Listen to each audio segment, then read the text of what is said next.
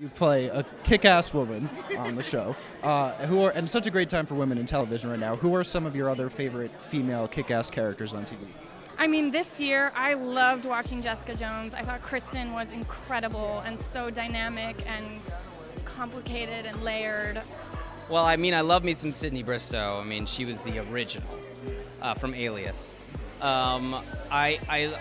I mean, Walking Dead's probably my favorite show, and so Maggie and Carol from that show. I love Arya from Game of Thrones. Like, come on, there's so many good ones. Oh, Sarah Paulson on American Crime Story. Like, I just got the chills. She is so solid and grounded and real, and it's so painful to watch her story, but she is leading that show with such grace. Playing a character based on a comic book character, is that a different process in stepping into that role than you would take that as an original character? Yeah, a lot of pressure actually. Like, I mean, I was when I first got the pilot, I was like, I'm gonna get fired. This is horrible. I suck.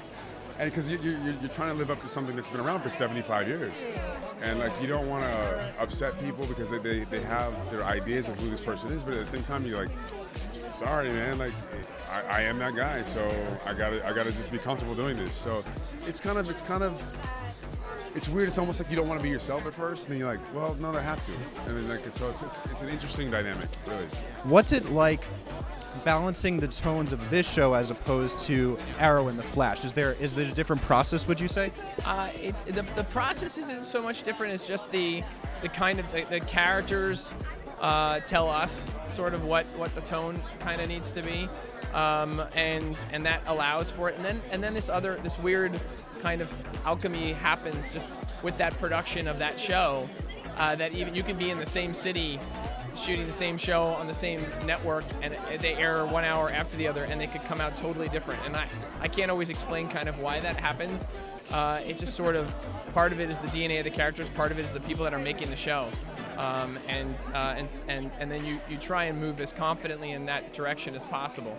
It's really, it's like a cook in the kitchen. You definitely have all the ingredients. We have these tremendous actors that are both gifted comedically and dramatically, and then we have, stunts and visual effects, and so it's just sort of making the right ingredients and mixing it up and seeing what cooks up. But definitely there's episodes that are much more lighthearted. I would say the Flash episode is a little more to that, but there's some amazing emotional stuff coming up that's really compelling. Who do you think has more fun in general, heroes or villains?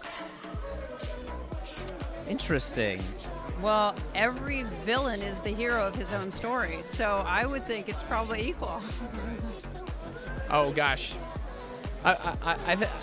probably the villains. I mean, heroes, inevitably have the weight of the world on their shoulders. So